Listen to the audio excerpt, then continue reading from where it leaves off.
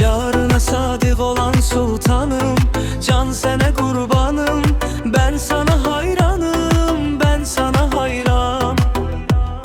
Böyüktür eşkim benim hürremden, ben daha gözelem. Ben sana özelem, ben daha güzel. Ben axı senin yanında güvendeyem, sana sarılanda sanki evimdeyem.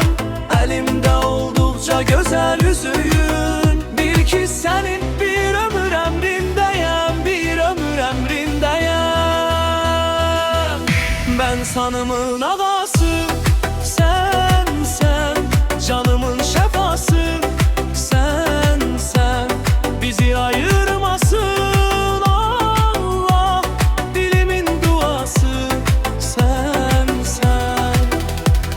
sen benim cennetimsen, ben senin meleğinem.